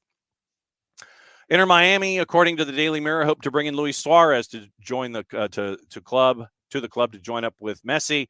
Remember, there's also talk about Luka Modric, like we talked about that in hour number 1. Chelsea's Thiago Silva has hinted at a return to Fluminense next year with his contract with the Blues expiring in the summer. 3-letter paper. Borussia Dortmund ready to offer Jadon Sancho an escape route for Manchester United in January. Players with Manchester United are telling Jadon Sancho to apologize so you can be with the first team. I don't see that happening. He's probably heading back to Germany. Bayern Munich considering an emergency move for Arsenal defender Socrates Papastatopoulos. That's his last name. Everybody just knows him as Socrates as they try to minimize the impact of a growing injury crisis. Borussia Mönchengladbach triggered an option to extend Manu Kone's contract amid interest from Liverpool, Juve, and Bayern. Remember. When you have contracts extended, when you sign folks to a long-term deal, like Mihailo Mudryk, it's to control the asset. It's not necessarily that you want to keep the guy there. Not that you wouldn't mind that, but remember, control the asset. Always remember that. Newcastle weighing up a move for Victor Boniface from Bayer Leverkusen. That's from the 3-letter paper. Bayern Munich also confident of tying down Jamal Musiala to a new deal amid interest from Liverpool and Manchester City. Current contract runs until 2026. Arsenal loanee David Raya says he would be interested in moving to La Liga, with the Spain keeper looking unlikely to return to Brentford. 3-letter paper. Paulo Di Canio at West Ham has revealed he turned down the chance to join Roberto Mancini's coaching setup with the Saudi Arabia national team. That's from La Stampa via the 3-letter paper. Chris Waddle could be making a comeback to football aged 62 with the world's second oldest club. This is on the 280 character app. World's oldest second oldest football club, 1860. Hallam FC is considering sending an SOS to Chris Waddle at the age of 62. He's a friend, and this is step 9 of the pyramid. A friend of the club believed it would not be he won't need too much encouragement. He never really hung up his boots. Hallam have at least 6 players out with serious injuries, had to play with 10 men after the latest tonight. So 62-year-old Chris Waddle, short of his 63rd birthday, could be headed to the 9th tier of English football.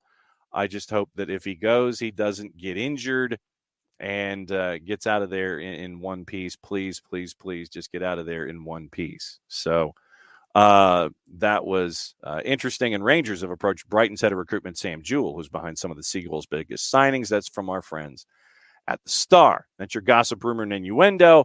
Half hour to go, and that means one thing.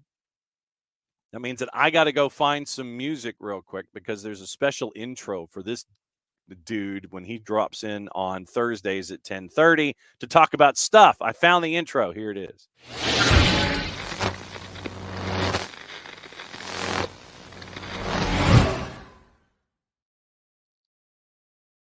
Beat 2, 3, 4. Niko. And Niko comes back with the silver and black supersonic stuff. I love that look with the Sonics when folks decided to drop that logo.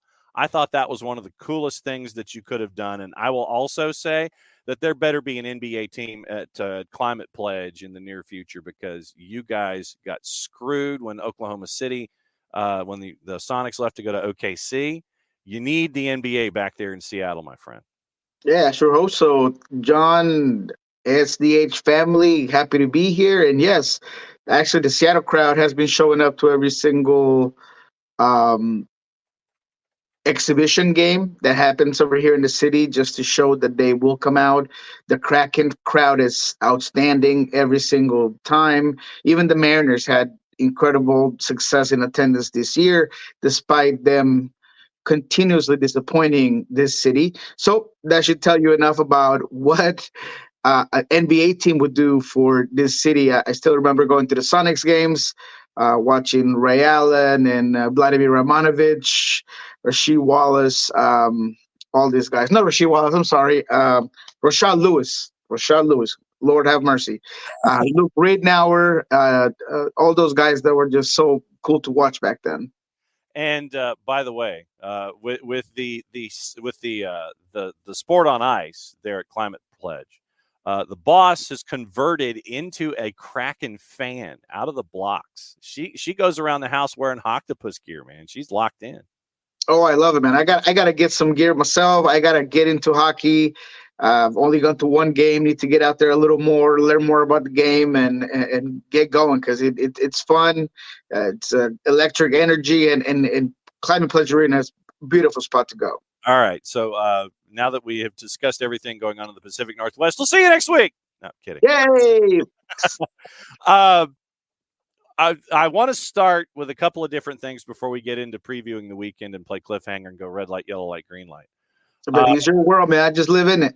I want to get into what happened last night with Charlotte and Inter Miami, and I want to get into the salary release that came out from Major League Soccer. Charlotte last night had a chance. They had a chance to get north of the bar. They had a lead at 1-0. They had a lead at 2-1. By the end of the night, they didn't have a lead. They only came out with 1 point, and now they're a part of the madness of Decision Day in the Eastern Conference. Once again, Christian Latanzio had to go into the kitchen with like a half a loaf of wheat bread, some day-old mustard, some questionable-looking stuff in the produce block, in the produce drawer, and tried to come up with a 7-course meal.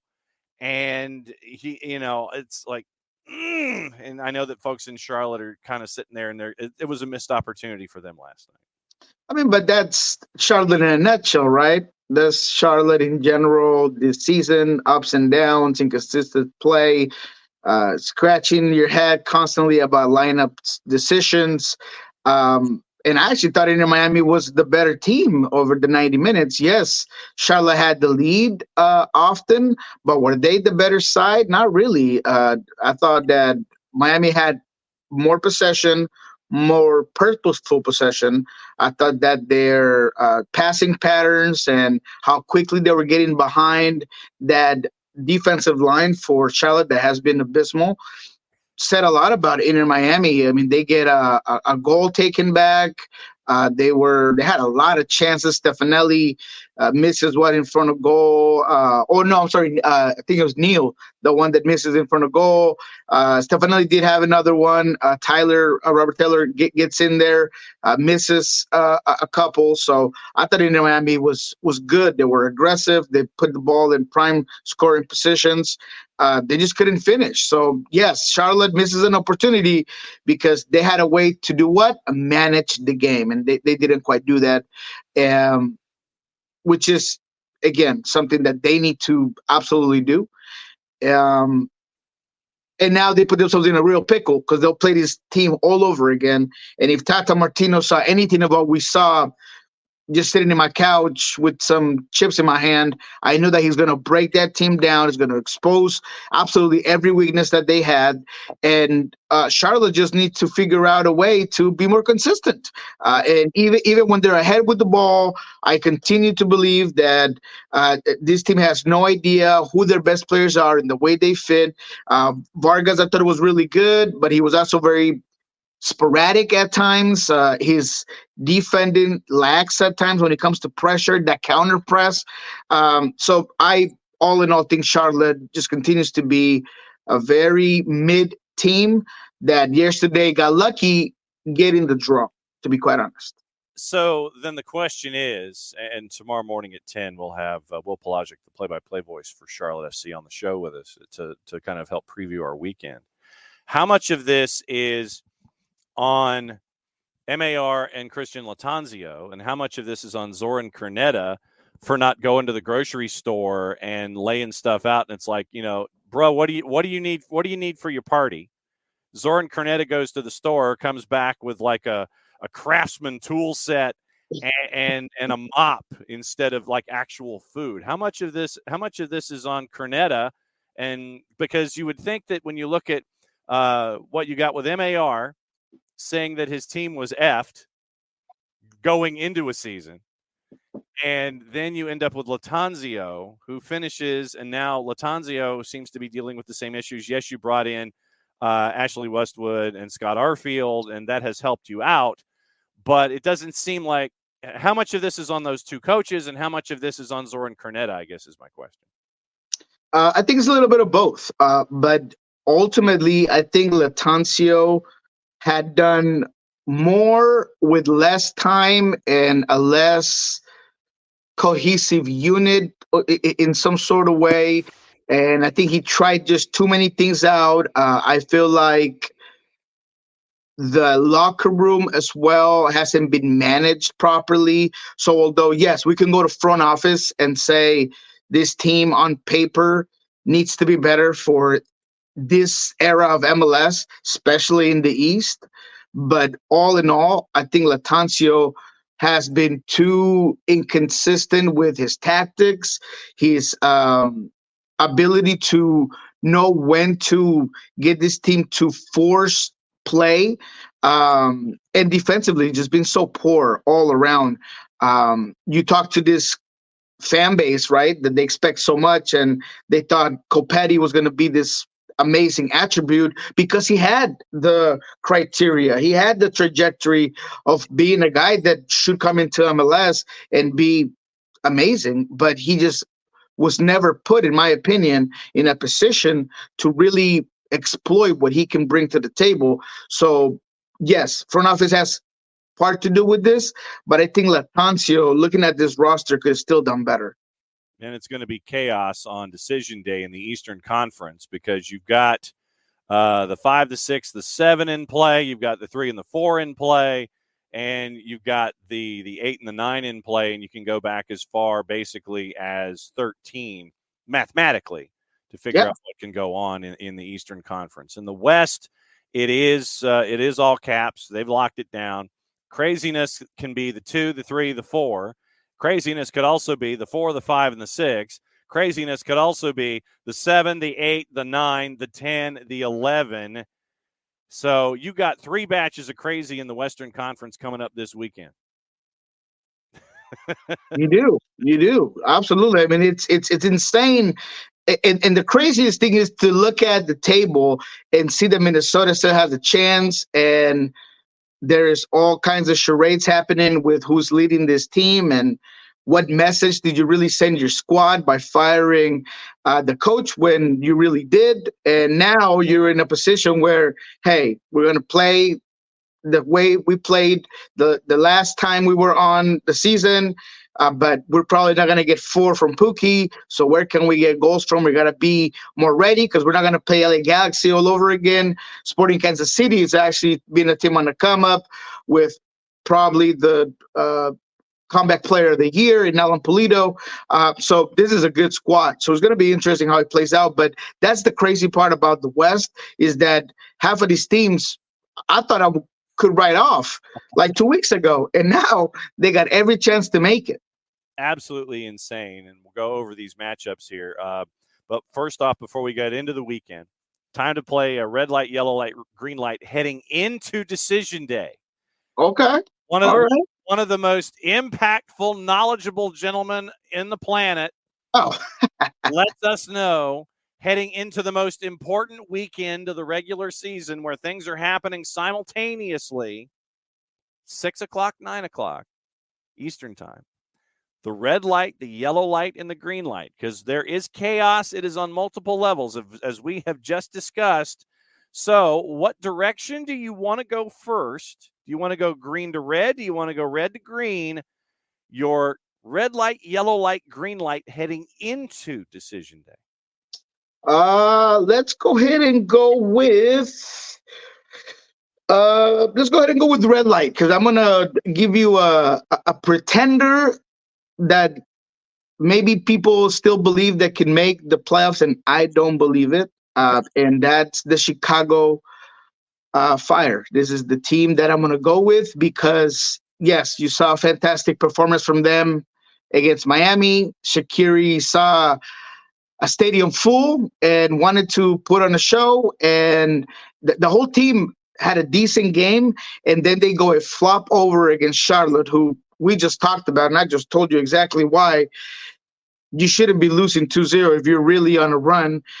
So all in all, the reason why I think that Chicago's having so many problems and why I don't think that they're going to have a chance against New York City, that yes, they've been a yawn to watch. They've had all kinds of inconsistencies. And you can sit here and tell me, Niko, is it crazy to think that Chicago's going to win this game? No, I'm not going to say that. But I think they're trending backwards. So when it comes to the Chicago Fire, I don't know if it's going to cut it with this midfield to counter what New York City wants to do out wide, the speed, the creative play. So I just think they're pretenders. I think that they were boosted, yes, by a coach change. They were boosted by Messi coming to town, but reality is going to hit, and therefore they're going to stay red light, frozen, at home, no playoff chances for Chicago. And the gentleman that is very, very how should we phrase it? Very, very well compensated for his activities. One of the highest paid dudes in Major League Soccer. Chicago Fire, 5th in salary. Ooh. 5th in salary. Their DP spending. Lionel Messi is 76.8% of Miami's DP salary. Salary spend just under $40 million. Chicago. So here's something that we got in common with folks.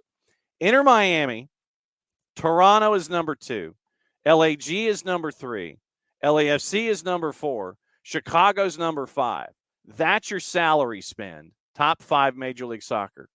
Last time I checked, 4 of those 5 teams are not making the postseason. No, it is a trend that happens. You know, people think that they're going to be able to get into a playoff run just by spending money, and we don't need to go over the shambles that we've seen with that guy Insigne and all these other guys, or Javier Hernandez being one of the top 10 players, and LA Galaxy really not counting with his services most of the season.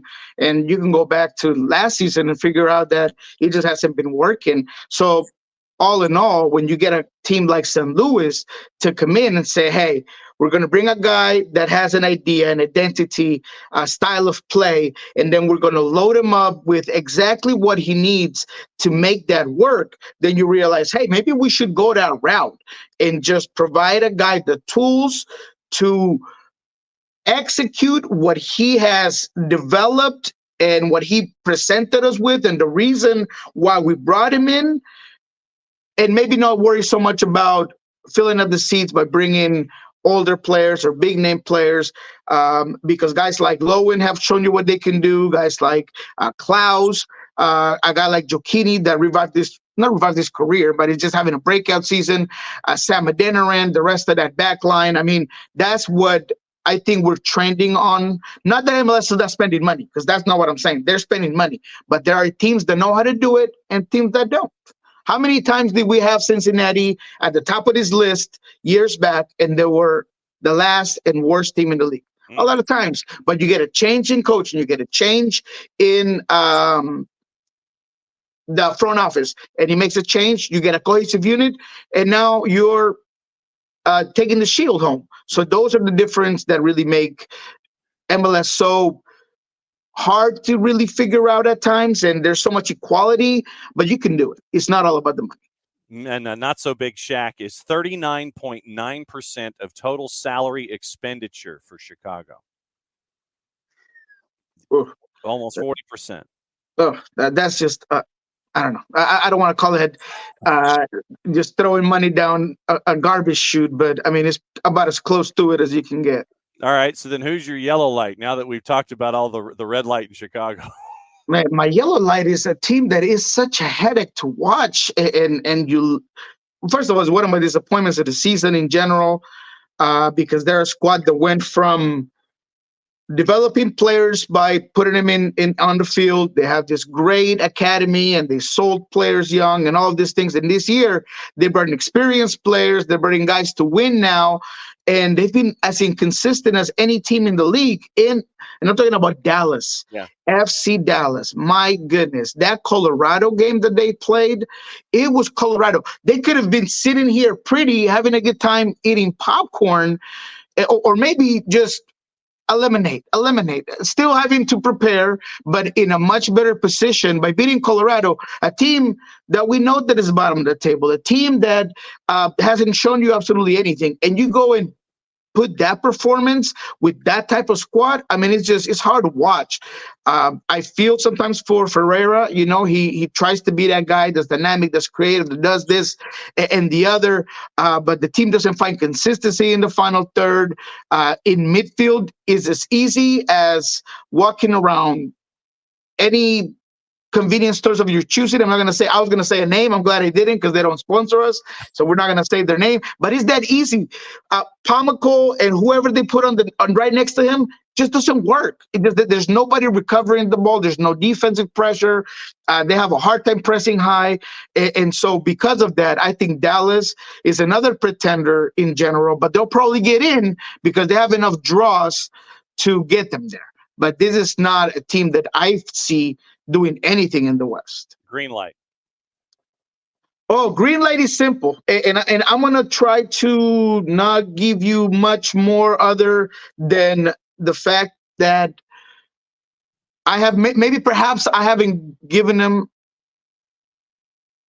constant support, and I've doubted him from the very beginning, but I'm going to ride and I'm going to do my best to ask forgiveness to St. Louis and the city. I think that if there's something that they've done that's changed my mind, and they're going to have a tough game against Seattle, it's just the fact that they've completely changed being a one-trick pony. And as I look at the West and I see how tight the race is and how it could be anybody's game, if I'm going into a playoff run, I think St. Louis has all the goods to do great. There's one thing that goes against them, right? History. They're already breaking records by being the most successful expansion franchise in MLS history. Are they going to be the first one to take it all the way to the MLS final? I don't know. I don't know if they have the credit for it, but I want to give them the benefit of the doubt. They deserve my green light to say, go ahead and go as far as you can. Don't bust out in the first round, and that's all I'm asking from you guys. Do not go out there and in your very first game get eliminated. And I think that all is well with the city. But I do believe that they have the talent, the character, the game experience, and a fantastic coach to do well in the West. And yes, I know people are going to be like, how could you not be talking about LAFC? You're crazy, blows my mind. You know what? You guys know what LAFC has, but let me give some shine to this San Luis City team, all right? All in on all caps. Okay. All right. Well, we'll see. We'll see where this goes. That's where the green light is this week. All right. 6 o'clock, 9 o'clock Eastern and Eastern time, and 9 o'clock Eastern time, Eastern Conference, Western Conference starts. We'll go over the juice boxes. We play cliffhanger to wrap things up. If there's a game that intrigues, Niko yells stop or the equivalent therein. We can discuss it, and we will discuss the weekend as it goes. Charlotte in front of 9 gazillion people, apparently, because Messi says he's going to play before the season over. And that means that there's only one match left. And since he didn't play yesterday, he's playing on the weekend in Charlotte. Charlotte favored at a minus 135 at Bank of America with Inter Miami heading to town. Crew, big favorite, no surprise at home against CF Montreal at a minus 233. Cincinnati with nothing to play for is a minus 133 at home. Atlanta United on the road, a plus 301. Woo! I mean, I like that number because Cincinnati, maybe they start folks for 45. Maybe they rotate out and bring in players for the final 20 or 30 just to give them some action here. That's a stunted number to me. It feels like a trap too, though. But, oh, man, that's hard to pass on. Give me the Inter Miami numbers real quick before we call this one out. Inter Miami is a plus 338. Draws a plus 284. Wow. Okay. Look, I'm going to go crazy here, and I'm going to take both Inter Miami and Atlanta in this one. I like those numbers. I like those odds. Again, I'm telling you that Inter Miami was the better team against Charlotte, and I don't see how they're going to play much better other than being at home. And in a crowd that might be just waiting to see Messi, so you might get half of that stadium pink, if not a fourth. I do believe that Inter Miami and Atlanta have a very good chance at winning. What you just said about Cincinnati and Noonan, they have a whole other mentality. They're thinking ahead. But Atlanta, being who Atlanta is and who Gonzalo is, they want to get a good performance. They want 90 minutes of great play. They want to make sure that they push that inertia into the playoffs. So I see Gonzalo and Atlanta going in like the playoffs start today, my guys. Playoffs start today. We're going to go in here. We're going to put up a show. We're going to put a statement and put the fear of God on every team that we potentially play in the playoffs. So I like both of those games. Red Bulls road favorite at Geodis against Nashville at 6 o'clock. I thought that one was interesting. Red Bulls are a plus 139. Nashville at home is a plus 177. They got to find somebody else other than Hani to score goals. Sam Surridge ain't it. What's the draw? Draws plus 257. Give me the draw. That's an easy one for me. That's a team that both are defensive to a certain extent. Both have issues scoring goals. Don't be fooled by maybe a couple of splashes of greatness up top from the Red Bulls. Both teams struggle scoring, but both teams have good defensive structures. At Nashville, oh yeah, let me get that draw. All right. Revs hosting Philadelphia, even money, plus 100. Draws a plus 296 in the Union or a plus 227 on the road for a New England team that is still trying to figure out, I think, how Clint P.A. wants them to play. Yeah, no, I would really be surprised if New England pulls this off. You just saw it last week and the things they try to do, put Nacho Hill as a wingback to try to provide him some width and maybe trying to find a way to get a guy like Bai to provide them offense from that specific position. I still think that the midfield gets too stretched out. So I see Philadelphia going in here, taking care of business, and probably getting the entire city of Philadelphia excited. But it's always hard for me to just wave that flag for that fan base because it seems like they always fall off when it comes to the playoffs. But at least in this game, I'm with you, Philadelphia. I'm with you. Last two matches at 6. NYC, a big favorite at home against Chicago Fire. We've talked about the Fire. Purple team, a -106 on the road as Toronto FC pulls and just plays out the string. And I think John Herdman is actually going to start his hot seat watch with this match as they host Orlando City. 9 o'clock, Rapids hosting RSL. RSL's a road favorite at a +143. No surprise there. LAG favored at home against FC Dallas, who you are not too keen on right now. This leans into that. LAG's a +129 in the composite. FC Dallas a +177. Sneaky good game. Portland hosting Houston. Portland a +114. Dynamo a +211. Your draws a +270. All right. Well, let's start with the LAG Dallas. Go ahead and grab a coin, flip it, and whatever side you pick will be the winner. But give me the over-under on this game. Okay. Because LA Galaxy is as easy as a Sunday morning when it comes to defensive pressure. So maybe you see Dallas go out here and have a blast up top. Maybe Jimenez gets on the scoreboard this time around. Heather O'Brien, maybe Oswell and Ferreira. But knowing Dallas, they'll find a way to just screw it up and lose it. So it wouldn't surprise me either way. But what I do know is that there'll be a lot of goals in this one. So what's the 3.5 of over in this one? +154. Wow, why so little? Ugh, give me the. Well, how about 4.5? +350. Ugh. I'll go with the sure money with the 3.5 for sure. Yeah.